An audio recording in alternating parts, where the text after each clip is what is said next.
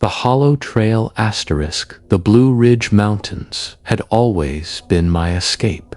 Those endless green ridges, folding into each other like waves frozen in time, promised silence, a break from the noise of my life.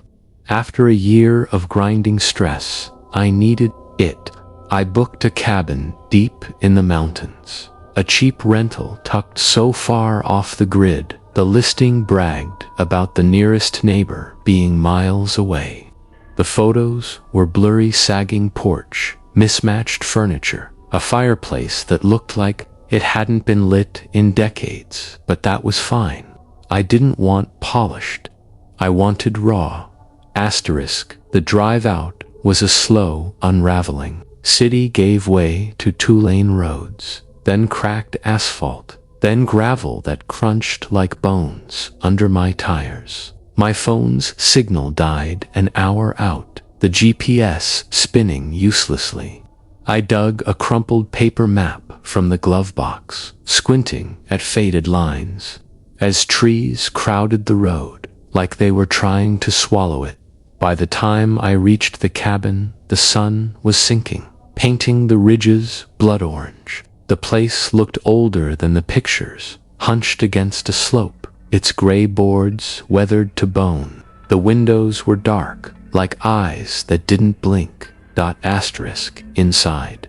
The air was heavy, smelling of cedar and something sour, like mildew or thyme. One room, a bed shoved in the corner, a wood stove, a table by a window. A back door opened to a forest so dense it felt like a wall. Upstairs was a loft with a bigger bed, but it felt too exposed, like sleeping on a stage. I stuck to the downstairs bedroom.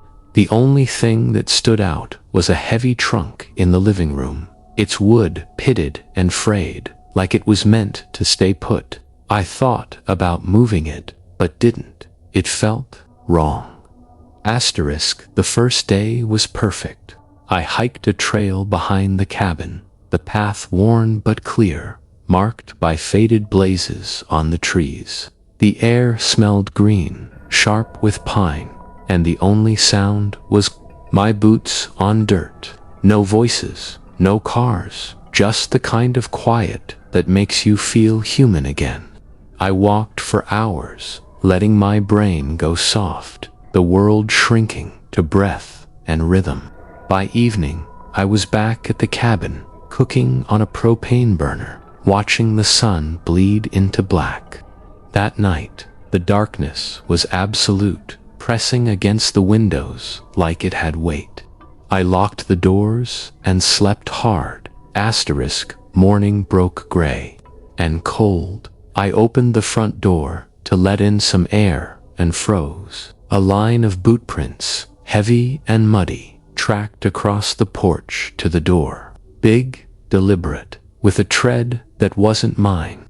No prints led a wage, stay single row, like someone had walked up, stood there, and vanished. My stomach twisted. I scanned the trees, but nothing moved. The woods were still, too still, like they were watching. I told myself it was a caretaker, a hunter, something logical. But the prints stopped at the door. No one had walked away. Asterisk, I shook it off, or tried to. Spent the day rearranging the cabin to feel less like a stranger's house. Pushed chairs around, stacked old magazines, wiped dust off surfaces that hadn't been touched in years. My eyes kept drifting to the trunk. I hadn't planned to open it, but when I nudged it closer to the wall, something inside shifted, a small rattle, like a marble rolling an inch. My pulse spiked. The latch wasn't locked, just a hook that gave with a nudge. The lid groaned open, dust puffing into my face. Inside were quilts, faded and attic stale, a cracked leather strap, and a jacket that looked like it belonged to a ghost. I almost shut it, but the bottom wasn't flat. One corner dipped when I pressed it, a false base. Asterisk, I pried it up, wood popping.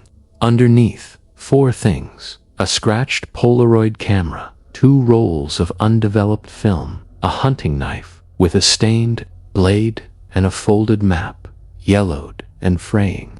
The knife's dark streaks weren't rust, they looked soaked in, permanent. My throat tightened. I slammed the false bottom down, buried it under the quilts, and shut the trunk. That night, I couldn't shake the image of that knife. Every creak of the cabin felt like a warning, asterisk, around midnight. I woke to a sound I couldn't place, a sharp crack outside, like a branch snapping under weight. Then another, closer. My heart slammed against my ribs. I killed the lamp and crept to the window, pressing my face to the glass. The tree line was a solid wall of black. Nothing moved, but the silence felt alive, like it was holding its breath. I stood there, barely breathing, until I convinced myself it was an animal. Had to be. The mountains were full of them. Morning came, and I decided to hike again, hoping movement would burn off the unease. The trail was the same, but different. The air felt heavier, the trees closer, like they'd shifted overnight. Half an hour in, I saw a fork in the path, a narrow split, veering left into thicker woods. My map didn't show it. The main trail was one line, no branches. But this fork looked old, worn smooth, like it had been walked for years. I hesitated. Unmarked trails are a gamble, but curiosity pulled me. I took the left path. Asterisk, it sloped downhill, deeper than it should have, the trees closing in until the light was a dim trickle. The silence grew thick. No birds, no wind, just my boots and my breath, too loud in my ears. The trail spilled into a hollow, the ground dark and spongy, sucking at my soles. A chemical smell hit me, sharp like bleach, stinging my throat. Then I saw them white shapes scattered across the black earth. Bones, dozens, maybe hundreds, some tiny, some long and curved, piled in spots, spread in others, like something had dragged them.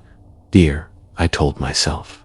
Bear, maybe, but the smell burned my eyes, and some bones had dark streaks, almost black. Asterisk. I stepped back, my hands gripping my pack straps. The trail behind me was gone, just a wall of trees, packed tight like bars. My pulse roared. I spun, scanning for the path, but the hollow was sealed in. Then I saw the marks in vertical cuts on every trunk, like tally marks, dozens on some, hundreds on others. They hadn't been there before. I picked a direction and moved fast, boots sinking into mud, then water, then something thicker. The chemical reek coated my tongue. I glanced down once. Something pale broke the surface, round like a skull. I ran, asterisk branches whipped my face, tore my arms. The ground tilted, forcing me uphill, my nails tearing as I clawed at roots. Behind me, a sound, not footsteps, softer, like something pressing into wet leaves, keeping pace. I didn't look. My pack snagged, and I ripped it free, leaving it behind. The slope leveled, and I stumbled onto the main trail, the overlook. A mile away, the sound was gone, the smell, too, just whined through the leaves. I sprinted to my car, slammed the door, and drove, not looking back. Asterisk. The next day, I couldn't stay still. I drove to another trailhead, needing to shake the hollow from my head. The lot was empty, except for 2 fogged-up cars. A faded map on a notice board warned of ticks and bears. Nothing about what I'd seen. The trail was wide, safe, worn by countless boots. For a mile, I felt almost normal. Birds flashing overhead, my lungs filling with clean air. Then I saw it, a fire road, peeling uphill, half hidden under weeds. A rotting sign read Vista, the letters barely legible. I should have kept walking. Fire roads aren't on maps for a reason, overgrown, forgotten, dangerous. But it called to me, a secret view no one else had touched. I turned, the climb was brutal, my legs burning, sweat pooling under my collar. The silence was clean, no highway hum, just leaves crunching underfoot. Sunlight fractured through the canopy, sharp like glass. An hour in, I stopped to check my compass. North was fine, but the trail behind me looked wrong, like the slope had shifted. Trees that should have leaned downhill tilted the other way, defying gravity. My gut screamed, but I kept going. Then I saw the stone tall, pale, streaked with moss, jutting from the dirt like a broken bone. Grooves cut into it, straight and precise, too fresh to be natural. I touched one, expecting warmth. It was cold, dead cold. The road narrowed, the air heavier, like the forest was pressing in. My watch said 2 hours off the main trail. The memory of the path behind me wouldn't stick, sliding like oil. Then the trees opened, and there it was, a cabin hunched in a clearing, planks black, with wrought roof sagging under moss. The door hung loose, yawning open. Every nerve said leave. I stepped onto the porch anyway. The boards groaned, sharp enough to make me flinch. Inside, dust floated in light, leaking through wall cracks.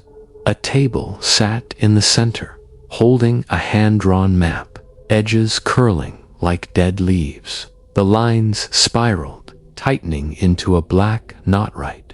Where I stood, footsteps crunched outside, slow, circling the cabin. I froze, my lungs clamping down. The floor groaned as I shifted, and the steps stopped. Silence swelled, my pulse pounding in my ears. Then a creak behind me. I spun nothing but the table, the map. I hit the door so hard it tore off its hinge, ran into a wall of trees where the path should have been. The porch groaned again, heavy, like something big stepped onto it. I didn't look back, just ran, branches clawing my skin, until I hit gravel and saw my car. I floored it, the trailhead empty in my rear view. I couldn't go back to the cabin, not after that. But I'd left my gear, so I drove to the rental office, hoping to explain. The clerk barely looked up as I stammered about the hollow, the cabin, the bones. He nodded, said they'd check it out, but his eyes said he'd heard this before. I drove to a gas station, called a friend, and told him I was done. "Keep your damn cabin," I said, my voice shaking. HIN